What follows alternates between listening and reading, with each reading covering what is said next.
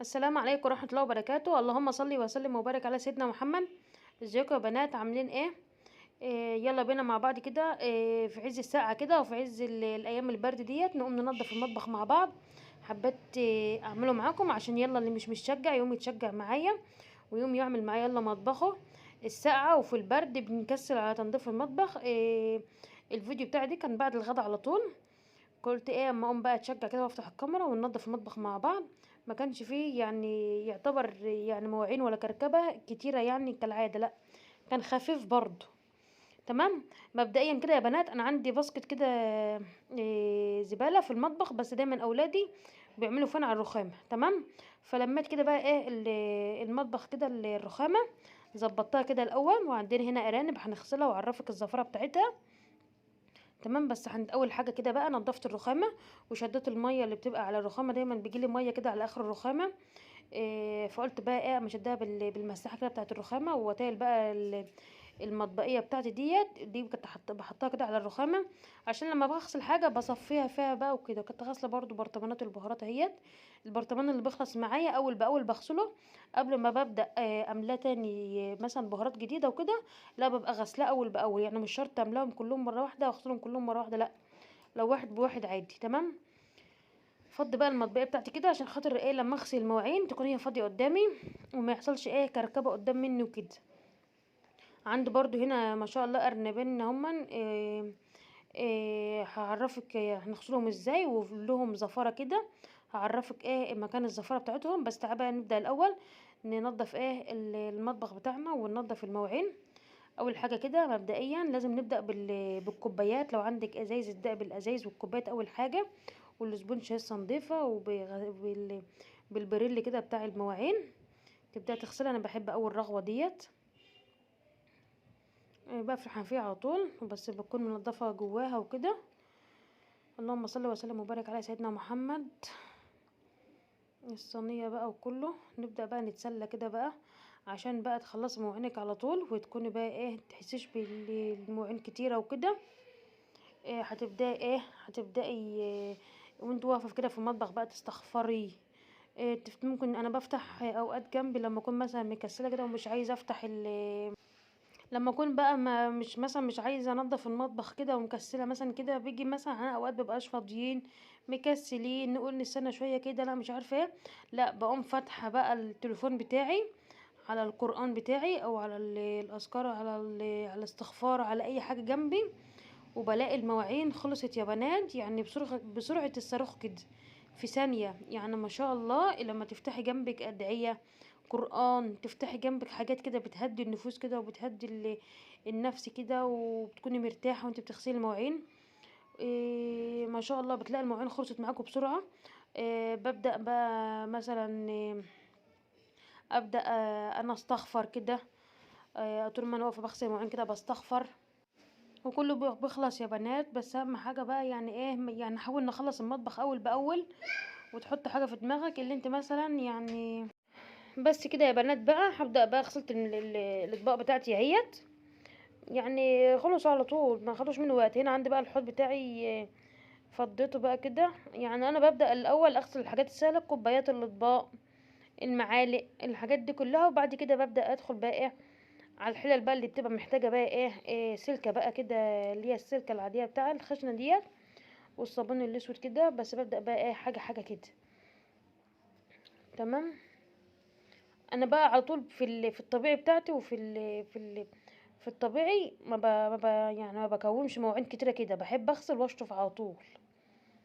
بس مش عارفة، كنت واقفة بقى كده مشغلة بقى القرآن بتاعي ومشغلة التليفون على القرآن وكده، وكنا بعد الغدا على طول فعملتهم كلهم كده مرة واحدة بقى. تمام كده. اتمنى لو وصلت لحد هنا من الفيديو اشتركوا معايا في القناه وشيروا لي الفيديو كده وشجعيني كده باللايك والكومنت الحلو بتاعك عشان خاطر اتشجع كده وانزل معاكم فيديوهات. ولو عايزين مثلا مني روتينات على طول قولوا وانا هعمل معاكم. بس والله الواحد مكسل بطريقه مش معقوله، وكمان الايام دي ايام امتحانات. ادعوا لي بقى كده، عندي اولاد هيمتحنوا في نص واحد كده، ربنا يا رب ينجحهم وينجح اولادكم يا رب، ووفقهم يا رب كده ويجعلها يا رب سنة سعيدة علينا كل سنة وانتم طيبين بمناسبة دخول السنة الميلادية الجديدة. يا رب يجعلها سنة يا رب سعيدة يا رب، ويخلي لنا أولادنا ويرزقنا برزقهم يا رب. هنا بقى خلصت بقى كده الأطباق بتاعته وشطفتها. جبت بقى بالمرة اللانش بوكس كده. أول ما الأولاد بيجوا بيدخلوها على طول المطبخ. لازم بيتغسل يوميا كده، ما لازم يكون مغسول يوميا. وبسيبه بقى ينشف كده ويتصفى وكده. بيخش غسيل حاجة وفي ثانية كل حاجة بتخلص. بس اهم حاجة بس ما يكونش بس في كسل بس وكده، واحد يكون مخلص على طول.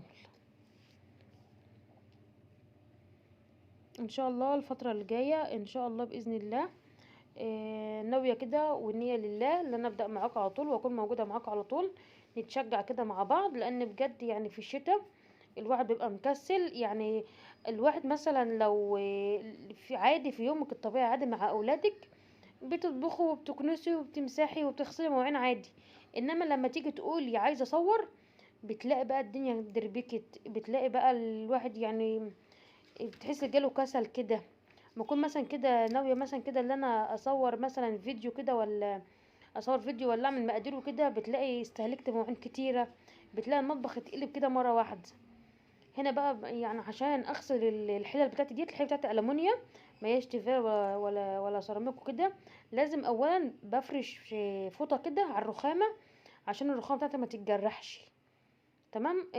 الرخام عندي ما شاء الله من يوم ما اتجوزت هو وانا محافظه عليه وما اتجرحش ولا حاجه، وعايش معايا وجميل جدا وما فيش فيه الحمد لله اي حاجه، عشان خاطر انا محافظه عليه. تمام. انما بقى لو حاجه مثلا عاديه كده، مثلا حاجه بسيطه يعني ما بعملهاش. بس انا على طول في الغالب كده اول ما باجي اغسل لازم اكون فرشه الفوطه بتاعتي ديت. وهنا برضو الحله دي مينفعش اعملها بالاسبونشه العاديه، ولا ينفع مثلا ان انا اعملها بالصابون الفيبا. لا، لازم استخدم السلكه ديت، السلك بتاعنا الخشن ده، والصابون الاسود دي اللي بيلمع معايا الحلل بتاعتي ودي اللي بينضفها. تمام. يعني كل حاجه ولها غسيل. الاطباق والكوبايات والكلام ده بغسلها بالاسبونشه والصابون السائل. انها بقى الحلل الاماميه لازم بالسلكه بالصابونه والكلام ده. تمام. هلم بقى الدنيا دي كلها بقى كده وانضف بقى الرخامه كده واخلص. شفت انا هنعمل هنا بقى جبت كده الصابون بتاع الهدمه بقى اللي كانت تحت الحلل. هبدا بقى بميه سخنه بقى كده. تمام. واقوم عاملاها بالصابونه السوداء، وارغي عليها كده عشان خاطر تنزل العك اللي فيها وكده. تمام. هنا برضو اللي ببقى حاطه تحت الحنفيه هدمه، لان عندي الحنفيه دايما بتسقط ميه. ببقى حاطه هدمه عشان خاطر تحجز لي الميه، تشرب الميه على طول. هنا بقى حطيت عليها صابون سائل ورغيت عليهم وحركنهم بقى. لما الاخر خالص لما بخلص غسيل المطبخ بقوم دعكه بقى يا بنات هدوم المطبخ دي كده على طول. فوط المطبخ ده على طول لازم تتغسل على طول عشان خاطر ما تبقاش لها ريحه وكده. تمام كده. هنا بقى ببدا بقى اغسل الحله ديت يا جماعه. يعني بحط فيها مثلا، بسلق فيها مثلا بطاطس. هي مش سودا فرديته ولا حاجه، ولا هي فيها حاجه، لا ده هي كان فيها مثلا كنت سالقه فيها بطاطس، والبطاطس لطعت مني وكده، فبستخدمها بس مش بطبخ فيها ولا حاجه. بسلق فيها بس فيها بطاطس، بسلق مثلا فيها خضار لوبيا مثلا حاجه. هي حله حلوه مش وحشه برضو كده شغال. كنت كل ما ببص ورايا في حته في المطبخ بلاقي فيها مواعين. مش عارفه المواعين بصراحه، يعني انا كنت بقول مواعين قليله. بس كان بقى عندي يومها بقى كانت طبخه، كان كل اللي عندي كان اكل بايت تقريبا في التلاجة من امبارح. تمام. فكان عندي بقى ملوخيه في التلاجة، طلعتها بقى. اللي اكل ملوخيه اكل، واللي كان عندنا كان فيه موجود برضو عدس، وكان عندي سمك. فاللي اكل من ده اكل واللي اكل من ده اكل. فباجي بقى في يومها بقى بطلع الاكل، ولو فضل حاجه بقى برميها كده بقى في جرد الحوان. وببدا بقى اغسل المواعين كلها بقى، لان انا عندي الاكل لو مثلا لو بات يوم واحد يبقى خلاص، انما بات يومين وكده لا، ما عادش في اكل بتاكل وكده. فبقوم متخلصه بقى منه، حطاه كده بقى فين في جرد الحوان. وببدا اغسل بقى المواعين كلها، وابدا اصفي المواعين وكده. يبقى المطبخ يبقى رايق، عشان خاطر لما اجي اطبخ مثلا بقى تاني يوم وكده يبقى المطبخ بتاعي رايق بقى ما يبقاش فيه مواعين وكده. يبقى اكون داخله مطبخ كده جاي لي نفسي ان انا اطبخ اشتغل كلام من ده. تمام. الاستانلس ده انا ديت بعمل فيها مشروبات سخنه كده. دي غلايه كده بتاعه اللبن، بستخدمها برضو لما اكون بسخن ميه او بعمل مثلا مشروبات سخنه، فبستخدمها برضو. تمام. خلص بقى المواعين دي كلها بقى كده، ونشوف هنعمل ايه مع بعض، ونستعد كده مع بعض عشان ايه اوريكم الزفاره بتاعت ايه بتاعت الارانب. في ارنبتين حلوين كده، هوريكم الزفاره لان الزفاره دي مهمه جدا. الارانب انا ما جربتش لا اذبحها ولا اسلخها ولا كم ده، بخاف منها، بخاف من شكلها بصراحه. البرطمان دي كان معايا كان اسود، فيه اللي فيه البرطمان دي كان فيه عسل اسود. تمام. بس كان فيه سكر لازق كده في الارض، فكنت حاطه فيه شويه ميه كده يتنقعوا كده. تمام. بس هو مكانش في حاجه، بغسله بقى كده وبعينه وبصفيه عشان خاطر لما اجي اشتري عسل اسود تاني يكون ما هو موجود، يبقى دي برطمان ايه العسل الاسود يعني. اولادي بيحبوه، دايما متوفر عندي، الاولاد بيحبوه كده. بس كده غسلت مواعين كتيره، غسلت مواعين كتيره جدا، مش عارفه والله بصراحه يعني لسه في مواعين ولا ما عادش في مواعين، بس تقريبا كده. لا كده بغسل الحوض اهوت خلص اهو. هغسل بقى الحوض واغسل الرخامات اهو، اقرب اهو. تمام كده. اظبط بس الكاميرا. الحوض بتاعي مخصوص غير بالفيبا والسلكه وخلاص. بس اجيب معاه بقى كده الحنفيه، اجيب الرخامه حوالين ما كنت بغسل مواعين كده، واجيب الحنفيه بالسيراميك كده اللي حوالين الحوض ده على طول. دي يوميا كده على طول، ومش يوميا بس، بعد كل ما بكون بغسل اي مواعين، اغسل اي حاجه بعملها برضو على السريع كده، ما بتاخدش وقت. بس دي يعني ايه حاجه اساسيه كده. وكله بال بالمساحه ديت بتشد بقى الرخامات. بس ما عدتش بتعملي حاجه اكتر من كده بقى. بحب قوي اللحظه بتاعه الاخر ديت بتاعه الرخامه، بتحسسك بقى خلاص يعني تعب اليوم كله راح. لما لما بتنضف الرخامه وبتغسل الحوض وكلام من دي، بتحسي كله اللي تعب اليوم راح خلاص لما بتوصل للمرحله دي. انا عن نفسي لما كنت داخله المطبخ كده والاقي مثلا رخامه مثلا على حاجه، يا لهوي. بس الحمد لله لما بلاقي بقى كده قربت خلاص خلصت، يبقى جميل. انا بقى حطيت القلم في الحوض ديت، وابدا بقى اشيل المصفى بتاعتي ديت، واغسل الرخامه خالص واشيل الميه بتاعتها، لان دايما عندي يا بنات الرخامه بتكون فيها ميه في الاخر خالص.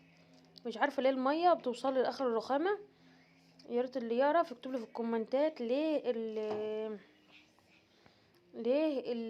الميه بتوصل للاخر خالص. انا تقريبا بقول يعني عيب ايه الحنفيه وكده اهو. ما شاء الله كله بالمساحه كده كله بتشال.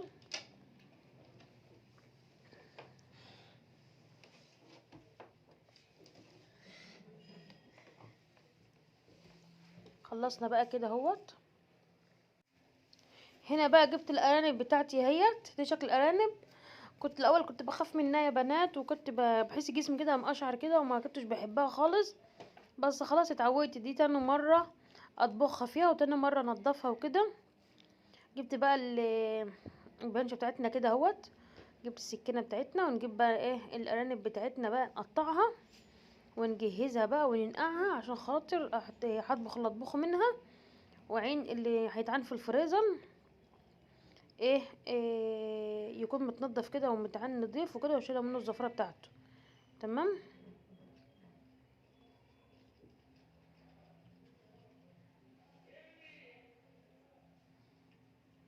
انا ما باكلهاش، انا اولادي اللي بيحبوها وجوزي اللي بيحبها، فما باكلهاش. بس جوزي بيحبها وبجيبها ليه وكده، واولادي بيحبوها جدا، وهي اكلها نضيف ما شاء الله يعني. ما اكلها خفيف واكلها نضيف، بس عشان عشان مش متعوده عليها، فبصراحه ما بيجيش نفسي اكلها وكده، ما بعرفش اكلها. الزفاره بقى بتاعتها بتعرفها ازاي؟ من سلسله الظهر. بنحط بقى فيها خله كده، وهوريها لك اهيت، واحنا ازاي بنغسلها وازاي ايه بننضفها وكده. تمام. هبدأ بقى هنا ايه اقطع بقى كله كده، هقطع الارانب بتاعتي دي كلها واوريكي الزفاره بتاعتها بتبقى موجوده فين. انا هنا بقى كده خلصت تقطيع اهوت، وقبل ما انزل تاني بالارانب بتاعتي في الطبق لازم اغسل الطبق بتاعي بالاسبونشه كده، عشان خاطر ايه اكون ضامنه نظافه الطبق، يعني ما يكونش فيه ريحه زفره ولا حاجه، مع ان انا بس ما بقاش فيها ريحه زفره ولا حاجه، بس برضو الاطمئنان برضو.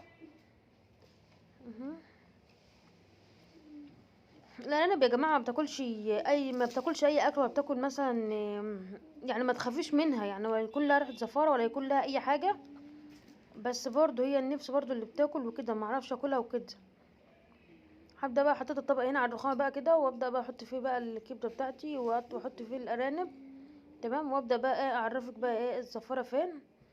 جيب بس الاول كده خلة اللي هي شيش طاووق او خلة الاسنان، خلة شيش طاووق حلوه جدا وايه وبتساعد وكده. ببدا بقى امسك بقى ايه قطعه قطعه كده، واقوم عاملاها اهو، غسلها تحت الحنفيه. هنا بقى نبدا نعمل ايه، نبدا نجيب بقى خلة الشيش طاووق كده، وتعالى اوريكي بقى الزفاره بتاعتها. هنا اهوت كده في شايفه طلعت اهو معايا اهيت. لازم الخله تدخل فين السلسله ديت الزفره بتاعتها دي، لو ما اتشالتش يبقى الارانب بتاعتك زفره، والارانب بتاعتك تبقى وحشه. تمام. لازم الخله ديت خله الشيش طاووق تدخل في كل السلسله بتاعت الارانب ديت، اسمها الزفاره بتاعت الارانب. تمام. في كل قطعه في الارنب فيها السلسله ديت، بس تبقى السلسله بتاعت الارنب في الارنب من اوله لاخره كده، من فوق لتحت اهوت. بحطه برضو من فوق كده اهوت، من عند السلسله من فوق. تمام. لازم تسلكيها كده وتدخليها خالص لحد ما بتوصل للنهايه خالص. هوريها لك برضو، بس كنت بنضف كده ايه من فوق كده، وبنضف اللي انا شايفاه كده. شايفه انا بعمل ازاي، وفاتحه الحنفيه عشان خاطر ايه لما حاجه تطلع بايه بكون الحنفيه مفتوحه ايه تحت ايدي وكده. انا على فكره شفتها مره واحده بس واتقالت لي، بس انا من يومها وانا مهتميه بالموضوع ده. شايفه اهو بتطلع معايا اهيت، لان بصراحه انا بعمل الاكل اللي جوزي وكده، ما احبش مثلا يعني يقرف من حاجه وكده، لا. حتى الحاجه ما انيش عارفاها، لا انا اتعلمتها وعرفتها عشان خاطر اعملها حلو، لان دي بصراحه يعني حته الاكل ديت برضو يعتبر امانه، وربنا هيحاسبنا عليها. ما ينفعش تعملي مثلا اي حاجه كده. وشايفه هي الزفاره هيت دي، والله يا بنات انا اول مره اعملها، وحتى انا اول ما جبتها جوزي قال لي هتعرفي تشيلي الزفاره وكده، قلت له ان شاء الله هعرف اشيلها وايه والحمد لله الحمد لله شلتها، والحمد لله يعني عشان دايما بسمي ودايما يعني متوكله كده ربنا، فدايما الحاجه ايه بتجيلي كده. شايفين اهيت، اتقلي مكان الزفاره بيبقى هنا اهي. شايفه برج بتطلع من ورا هي كمان. الحمد لله اللي انا عرفت حاجه دي بصراحه، يعني عرفتها لنفسي وعرفتها مثلا معلومه مثلا بقولها للمتابعين بتوعي، ومعلومه مثلا ابقى اقولها لبنتي برضو لما تيجي تدخل المطبخ كده وتتعلم، اقول لها معلومه زي ديت. الواحد بيتبسط لما يكون مش عارف مثلا معلومه او مش عارف حاجه، وبيعرفها للناس اللي متابعاه، ومعرفها للناس اللي حواليه. ده اكيد يعني ثواب كده، ربنا ان شاء الله هيجازينا عليه كل خير باذن الله. خلصت بقى هنا الارنب بتاعتي وحطيتها بقى في الطبق، وابدا بقى انقعها. وغسلت الاسبونشه بتاعتي بقى، غسلت الاسبونشه بتاعتي اهوت، البتاع البيانشه بتاعتي غسلتها اهوت. تمام. وابدا بقى اخلص بقى كده، واجيب بقى الارنب بتاعتي اغسلها. نشوف هنغسلها بايه، هنغسلها بدقيق. معلش بقى الفيديو بتاعي طول مني شويه، بس غصب عني هو اللي كان فيه احداث كتيره، هو اللي كان ايه حبيت ايه اتكلم معاكم وفضفض معاكم كده. تمام كده. اجيب بقى الارنب بتاعتي هوريها لكم اهيت، هرفع كده اللسان بتاعي واوريها لكم. عندي شكل الارنب بتاعتنا اهيت. هبدا بقى احط عليها دقيق، احط عليها ليمون، احط عليها ملح. هنا بقى ملح اهوت. تمام. هسيب بقى المواعين بتاعتي كده بقى ايه هتتصفى كده، مش بعينها بقى في دولاب المطبخ غير ما تتصفى وتنشف خالص من الميه. تمام. هنا بقى الدقيق، دي علبه كده مليانه دقيق كده، حطها في باب في رف التلاجة، ما بسيبهاش بره عشان ما يسويش وكده. ومعايا ليمونه اهيت هحطها برضو كده، وادعك بقى ايه جسم الارنب كده بالدقيق والليمون كده وبالملح، يشيل اي ريحه زفاره، يشيل اي حاجه. الخلطه دي بعملها لاي طيور، بط، فراخ، حمام، اي حاجه. بعمل المرحله دي كده. ما بتشميش اي ريحه زفاره وما بتبقاش حلوه خالص، لا بتبقى جميله وحاجه نظيفه. اتمنى يكون الفيديو عجبكم، واتمنى لو وصلت لحد هنا من الفيديو اعملوا له لايك واعملوا له اشتراك للقناه وفعلوا زر الجرس عشان يوصل لكم كل فيديو جديد انا بقدمه. اتمنى يكون الفيديو عجبكم. ان شاء الله اشوفكم في فيديو جديد، وتابعوني كده واستنوني الفيديوهات اللي جايه. ودي شكل المطبخ بتاعي بقى في النهايه خالص. سبت بقى اللانش بوكس بتاع اولادي كده كده يتصفى. ودي المواعين مش هدخلها بقى لما تنشف. ودي الخامه التانية بتاعتي برضو اهوت، ما فيش فعل، مش عليها اي حاجه خالص. دي قناتي مطبخ وبيت الحمد لله. اتمنى تشرفوني بالاشتراك، واتمنى تستنوني الفيديوهات اللي جايه وتدعموني كده باللايك والاشتراك. يا رب ما كنتش كده طولت عليكم الفيديو وكونوا زهقتوا مني وكده.